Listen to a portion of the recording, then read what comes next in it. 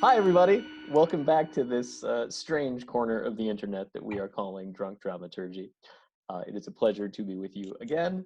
My name is Brent Hazelton, incoming artistic director of Milwaukee Chamber Theater. With me, as always, is faithful, stalwart, relentless co-host Kimberly Colburn, freelance dramaturg, formerly literary manager at Actors Theater of Louisville, literary director at South Coast Repertory Theater, and now a science wizard in Apparently. Canada, of all things, which is amazing.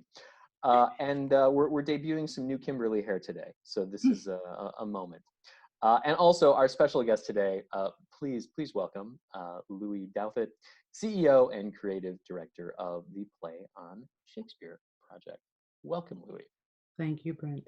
I was wondering about the hair. I'm kind of jealous. Like, how can you do that during a quarantine? Like, mine's just like sprouting. I was like, well, I don't know. Someday I'll get it cut. Like, that's I have amazing. clippers. I have scissors. Just go for Wow. it. And also a considerable amount of game. Whether I need it or not, I wash it once a week. That's it. That's all I can do. Low maintenance. It's good. It's good. So, all right, where are we all today? We know Kimberly's in Canada because she's always in Canada. I'm hanging here in Milwaukee. Lue, where are you? I'm in lovely Ashland, Oregon. Lovely Ashland, Oregon, with the world's greatest bookshelf behind you. In the world's greatest little theater town. It's amazing. Yeah. But that's exactly where I want to start is like, how the heck did a dramaturg end up in Ashland, Oregon? You want the long version or do you want sort of like the quick and so we can get to other things version? Let's do the quick and dirty. Yeah. Make Kimberly's editing job easier after all. So I was minding my own business, hoping for a modest academic career at a mid-sized university with a good football program, when a door in the literary office at the Oregon Shakespeare Festival opened up. It was an opportunity to work for, I think it was an 8-month internship. And I was finishing up a degree. There were no teaching jobs. They offered health insurance. I thought, how bad could this be? I had never been at the Oregon Shakespeare Festival. I was not a Shakespeare scholar. A lot of people would say I still am not. I said, well, I could do this for a little while, right? Shakespeare was a new playwright once. So packed up, all the boxes, partner, 2 dogs, 2 cats, went down I-5, was in Seattle at the time. Wonderful education at the University of Washington. Wonderful, wonderful time. And we arrived, really never been to Shakespeare. It's like, what? So early on, like maybe by February when the shows would open, we arrived around Christmas time. So February of the a couple months later, I'm walking across the bricks. Kimberly, you might know what I'm talking about. You're kind of walking across to the main administration building, and I see somebody who has a sign for a ticket to see a show in the smallest theater. And the sign was, I need cure. Curatory was the name of the show. And I was so stunned. Like, who needs to go to the theater? Who needs to like scalp for a ticket? Who are these people that come here? And it began a kind of rabbit hole deep dive into, I was here for 25 years, enamored of the audience that comes here, who are just smack dab in love with Shakespeare and other plays too. I mean, I do think Shakespeare, using it as a start for new plays is kind of remarkable. Shakespeare was a new playwright once. We were just kind of joking about Timon of Athens, to my understanding, was never produced in his lifetime. I think perhaps he knew, that might be kind of like box office, poison. That, all these plays still had to be tested. And what I have said is that Shakespeare gets to be Shakespeare because he has a theater that produced him, starting with two Gentlemen of Verona, all the way through to Two Noble Kinsmen. And that 20-year period is where he became a playwright. And without actually doing the work, you can't really be a playwright. And so using that, Shakespeare's own model, and adding to that an acting company, which is, of course, one of the stalwarts features of the Oregon Shakespeare Festival, there was plenty of opportunity then to create works to fit that company, to fit this audience, and to fit it into the repertory with Shakespeare. And so that's how it happened. It just was like I had no experience with Shakespeare coming into the building. I was reading scripts. You know this. I mean, Yeah. like 9 scripts a day. That's all I did. I sat in a corner and I read scripts all day long, and I wrote reports nobody ever read. Like, okay, fine, it's great. Health insurance. Remember, there was health insurance. Okay, so and bit by bit, I got asked to stay again. I went off for a year to teach because, oh great, That was your plan. it was my plan. I was gonna, and it was University of Arizona, not a great football program, but a hell of a basketball program. And I was like, okay, that's an okay substitute, right? So I go, I have a marvelous time. I'm teaching. I really like to teach. I'm a pretty good teacher, I think. Mhm. But there was something missing. I didn't feel that I had gotten everything out of my professional theater experience. And I don't know if you feel this way, but I do remember as both an undergraduate and a graduate student, I was like, listen, professor, I know you're trying to tell me how to do something, but I don't see you've ever done that. Yes. Not quite sure how I don't quite know how to reconcile that, right? I don't know Yes. how to share that. So I thought, well, if I was going to teach, I felt like I needed a little more experience and like hands-on experience. And luckily for me, the Oregon Shakespeare Festival agreed to let me come back. And then I really did stay for the 24 years, something like that. But I remember sitting in a rehearsal room like a couple years later. Finally, I was allowed in the Shakespeare room. It's a very revered thing. Like, there's some secret club to it. And I remember sitting in the Shakespeare room, and there was this moment that happens, inevitably happens, where the rehearsal comes to a crashing halt because no one knows what the hell somebody's just said, right? And everybody goes, well, they go to their different knapsacks and, duffel bags and, stacks of books. Everybody goes and finds their edition of the play and says, my footnote says this. I don't have a footnote. This one says, and then we start to do this whole thing.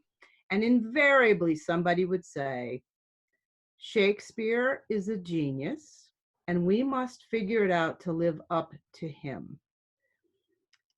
And I want to say that I internally started to cry, not because of the beauty of that actually, was because I thought, why don't we treat playwrights like that today? And I thought, why can't we take the playwright as Shakespeare and think that we must live up to them as much as we live up to Shakespeare, A. B, why don't we take Shakespeare as we would with a new playwright and say, hey, about that second act. So it was like this Mobius strip kind of moment that just happened. Like they kind of blended together, that I determined from that point on that playwrights would be treated with the reverence of Shakespeare, and that Shakespeare would be treated with sort of like tough love dramaturgy of new play development. And that's how I think, that's, like I said, I think that's how I That was then, your way in. That was how you could stay that's for how I 25 moved, years. yeah, and that's how I moved through the world. That's fascinating because one of the things I have a very tormented relationship to Shakespeare because as a new play dramaturg, one of the things that I get most angry about is the cultural space that Shakespeare takes up in our zeitgeist. And I know that philosophically, I am much more able to believe that, I'm going to mess up the phrase of where the flooding waters and the ship rises, like Rising tide lifts all ships. Oh yes, rising tide lifts all ships. And that's what I truly believe about the world generally, and Shakespeare holds the one exception to that. Because I think that one of the things that I have a problem with is the veneration of Shakespeare and the way that translates to he is a genius, he does no wrong, and we have to go to him. But actually, I think it's boring most of the time in terms of productions. Oregon Shakespeare Festival is absolutely an exception to that. But in college landscapes around the country, and I have certainly been part of these casts, they're playing with the text in ways that they don't understand. They're not actually communicating, and they're just putting things on top of it rather than actually lifting it up. And because of the cultural weight that Shakespeare carries, it is drowning out new voices. It is extinguishing love of theater generally because people get turned off of it. And that's the problem that I have with that's the existential angst that I bring with me to a Shakespearean relationship. But as you describe it, it sounds awesome. How then can we do that? How then can we actionably promote your Mobius strip? Well, you have to have a platform to a certain degree, right? In terms of inviting writers, and I did for a long time. I had a platform at OSF, and I got a great gift from Bill Rausch, which was to be the producer of the Black Swan Lab for new play development. And that what we would is that there was a cast. It was always the same group of artists for I don't know. It was like a cast as if they were in a play together, right? So there were 12 or 15, or I don't even remember. Sometimes there were like 16 or 18 people, and we're bringing in these contemporary plays with like 3 characters, so that you can see, Brent, my concern about sort of like growing dramatic plays, partly because I wanted to give all those actors some jobs, but I just thought it was a really great blend of the classical actor who then approached the contemporary play, right? And so that there was this beautiful melding that happened. So Shakespeare actors were also, giving feedback and just wrapping their great instruments around, words in a sequence, right? So there was that. There was, I was lucky enough to have that kind of lab to do that. And then lately, the trouble I'm causing now, which is the Shakespeare Translation Project, is that I asked playwrights to look at the Shakespeare plays and kind of dodge and weave and weed around those plays and see if there were hinge points or moments of real, like those scratch moments in the rehearsal, like, what the hell am I really saying? And then how am I supposed to convey that to an audience? I mean, like the amount of energy spent on that is lovely on the one hand, and also can be counterproductive after a while too, my experience. So conversely, I asked the playwrights to look at the plays, right? So to see like what could the contemporary playwright enlighten about those plays that, dramaturgs, directors, actors, and designers over 400 years. Is there anything left to talk about? You just kind of wonder, right? I mean, all these books behind me, not to like brag about it, but they're all Shakespeare. And it just kind of over the years, I just kept collecting them, I guess. Like I had no idea. Just like one day I went, my God, there's 4 bookshelves here full. So, and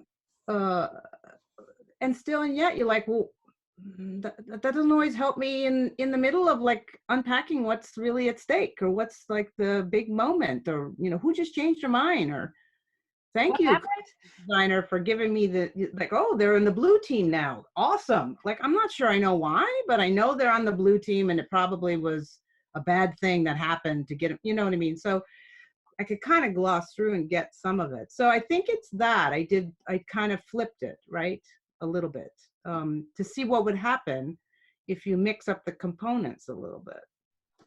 So I think most people know about the Translation Project. I think anybody watching something called Dramaturgy is a theatrical fan who is aware of it. But just for those 2 people that might be watching who don't know, what is the Play on Shakespeare Project? Yes, in 2015, the Oregon Shakespeare Festival announced that they had commissioned 36 writers to translate 39 plays written in part or whole by William Shakespeare. And it was my job, because I had this director of literary and dramaturgy, whatever, it fell on my plate to do, is because I was head of this department. But that's how it started. It was an exercise, still is an experiment, definitely. We're just looking at the plays. I came up with a couple of like rules, for lack of a better word, which of course means they can be broken. But there were a couple of things that the playwrights had to do, and the first rule was do no harm, and then see along the way as you're kind of working through, if things need to be kind of reworked, can you rework it in the rhythm and the flow of what Shakespeare was working on? It's very complicated, very technical exercise, actually. I think it probably would have been easier if I said just adapt the stories and write a new play. Do you know what I mean? Probably. I think they all would have felt that that's true. But to a writer, they took it, just humbly, with huge integrity and just earnestness, like back in graduate school, zeal rather, and just kind of like, tried to walk with Shakespeare. It was designed that it'd be 2 drafts, just kind of like, wow, 2 drafts. See how, we'll have a reading, see how it sounds, fix up some stuff, and turn in your homework. Well, lo and behold, a lot of them were really good. Actually, almost, I would say all of them are really good. And I was like, oh, I wasn't expecting that, honestly. Wasn't expecting them to be really good. Like a couple of them, I thought, well, it'd be great. And like, I'm going to commission 36 plays and like maybe 1 or 2 will be good. Like what? Yeah, 39. No, that's R&D. That is R&D 39. That's R&D. Think of it. I mean, if 5 of them were good, like that percentage for R&D work is like extraordinary. Like, yeah, that's actually true. Yeah. Listen, in your vaccine world right now, just saying that, right? Fair. Okay. So I was like, hey, if I could get 5 or 6 of them that were like good, it's like awesome. And I didn't know which ones they would be. So I was like, let's do them all. And I've got this crazy funder, as you know, Kimberly, Mr. Dave Hitt. I was like, yeah, do them all. I was like, okay, great. So that's how it happened. I mean, full disclosure, I should say for our audiences, I am one of the dramaturgs on the translation project. I worked with Octavius third. Yeah. Yeah, you got to recuse yourself from this conversation. Done. I'm out. So when this project was launched, I remember this being just this sort of hugely polarizing thing in the American theater, right? People are you have these sort of Shakespeare purists on one side, right, saying sort of, how dare you rewrite this language? Then you've got, the other people sort of saying, well, but it's not Shakespeare anymore. You can call it a translation, but it's an adaptation. It's filtered through someone else's sensibility. So basically we are creating, the phrase that I heard a lot was sort of watered down. I don't necessarily agree with that because it's all about accessibility, but sort of diminished versions of these plays, right? And then from a lot of the new play side, I remember hearing, well, gosh, if we're going to commission 39 writers, why don't we commission 39 writers to write 39 brand new plays? Why are we walking across this ground that has already been walked in a slightly different path?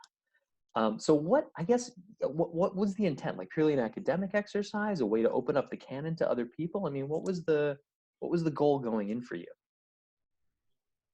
I can't say that I had a goal walking in. I can certainly say what the outcome has been for me, but I do not think that I had any idea what we might get out of this. But I am a process freak, and I am curious. And if I can be completely honest, I can't hear Shakespeare. Huh. Now, would I have? And but let's pause there for a second, right? Because this is like one of the great admissions of the American theater, right? That these sounds are not native to our ears, right? And everyone who sort of says like, oh, if you just do it well enough, of course it's, this arcane metaphor about sea monsters will absolutely make sense to a contemporary audience if you just do it well enough. Right. Well, there are degrees, of course, where things are accessible and make sense, right? Mm-hmm. And yes, I like many people, there has been that great production and that great actor who has made things clear emotionally, maybe not intellectually, but certainly emotionally, and I've been very grateful for that experience. So when we were originally, this idea was David Hitz's idea. He had read about Shakespeare being translated everywhere around the world. And he was very inspired by that. If Shakespeare's translated into French, I don't think it's translated into 16th century French. And so it was just sort of interesting to kind of, what's the parallel to us, right? So yes, some of this is an intellectual exercise, but I wanted it to be something that had no pressure about like sort of like what the product would be. Like, okay, I'm not going to hurt Shakespeare. Wasn't quite sure why that was a problem, but um, I wanted to see what would happen if we kept all the variables the same except language, which is the only thing people won't touch, except they'll edit it out, the gnarly bits, right? And depending on your production values, you may do some pronoun changing or whatever, and you may add some streets of Milwaukee, you know, whatever. It's like I get all those cosmetic things. But I'm a little contrary by nature, and I thought, well, we're absolutely going to go at the thing people say you can't touch. I didn't have a stake in it, right? Shakespeare's not my thing, so I don't have a stake in it either, right?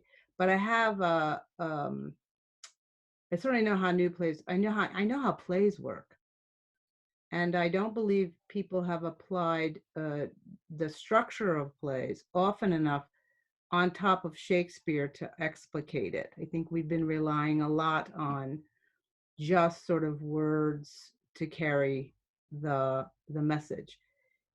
Yes, it is 90% oral language delivery. That is true. And so you have to pay attention to that. But like opera, I don't think it's the ends. I think the language is the means, and I wasn't to the ends, and I wasn't quite getting all the ends that I would get in a contemporary play. And I feel like 400 years ago, perhaps that audience got more out of the plays than I get out of them. So how could we do, what's the translation of that, Brent? How do you carry that forward? I don't know the answer to that yet, or if I ever will, but it has been an incredibly satisfying exercise to ask artists to kind of go back in there and look at it beat by beat and work it overall as its own dramatic arc. And we have not had enough examples of having them produced yet to sort of really know how they may or may not work in a rehearsal room. But I have seen them produced, and they work as theater pieces. So another parameter that was given was they are to be companion performable pieces, so that they act as a resource, and they could be performed if someone chose to perform them. So they had that sort of dual function to them as well. There was absolutely no desire to replace Shakespeare. Like, no. But I have been involved in quite a lot of adaptations of Shakespeare plays, I can say. I have perpetuated a lot of damage onto those plays personally as a professional dramaturg. I'm still hearing about the time I cut Double Double Toil and Trouble from Macbeth. Oh, sacrilege. You still, oh. I did it. I cut it. I'm still hearing about it. So I think that there's just a lot of room for, more exploration and sort of discussion about it. And that's what I did that time. I'm not sure I would do that again, but that's what I did that time. I mean, to your point, Kimberly, is sort of about the kind of, I don't say fatigue of this shit, but sort of like the kind of overwhelmingness about Shakespeare. I mean, just like with any play, it's always got to be this time out, right? This is what we came up with. This is who we have in the room. Like, it's not set in stone. Like, and I think that unleashing it from sort of the two-dimensional art object that's known as a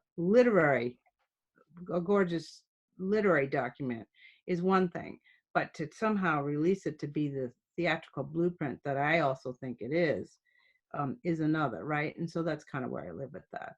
I just want to ask, Brent, have you ever heard one of these Shakespeare translations? Heard it or read it? Heard. No, never.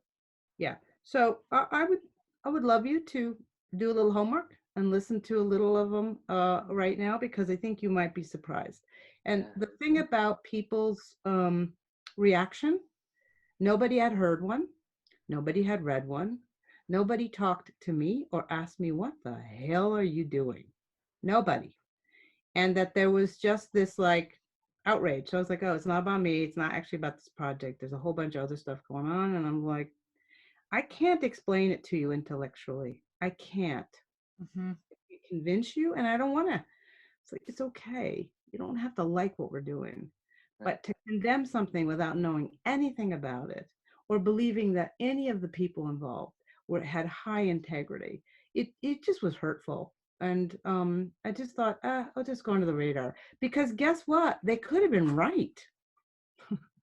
I could have done all this and it could be like, whoa, that was a bad experiment.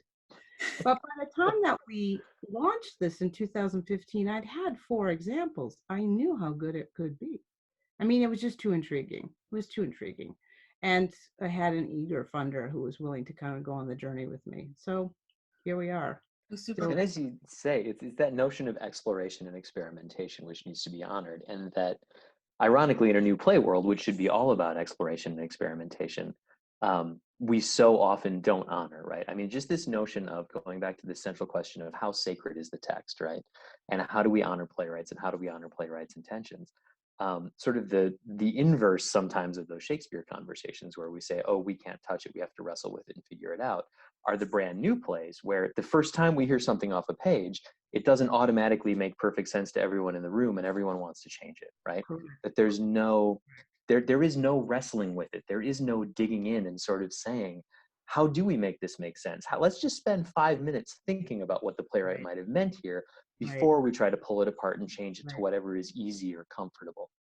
You know, and the reasons for that are legion, right? I mean, the compression of regional theater production schedules and the financial imperatives on results of new plays. I mean, all that stuff gets in the way of development. But I loved what you've said about treating contemporary writers with the same sort of I don't know, holiness, right? That some of us treat these classic plays. It's always been a frustration of mine in new play development. I think that playwrights are the most courageous people I know. They are willing to spend some time trying to make what I think is the most, even more complicated than your scientific document. I think writing a play, I think plays are very complicated documents, right? There's so many factors that have to be lined up. And point of fact is that at the end of the day, in a good play, somebody's point of view is going to be expressed. And to have the nerve to have somebody stand up there and express your point of view in public, I mean, I think that is just courageous. And I think we need more people who are courageous like that. And so I will do anything to support the playwright in continuing to keep writing, because I believe we need them. I think we need them always, and we probably need them now more than ever. And I think Shakespeare was writing, whether he knew it or not, I don't know. We'll never really know. I know that Mr. Peabody and Sherman went back to Elizabethan England and they found Francis Bacon, whatever the episode was. Okay, just saying, I don't know that we'll ever know, but that he was doing what playwrights do, which is respond and reflect to the times that you live in. And that's why they continue today 400 years ago, because they were so specific about the emotional anxiety that was going on 400 years ago that I think we can all relate to almost any time, some kind of anxiety. But it was baked into the play. And to have the nerve to stand up and say that, like, you give that person, a livelihood. Oh, nope. We got to stop because that was too beautiful. Lue Douthit, thank you so much.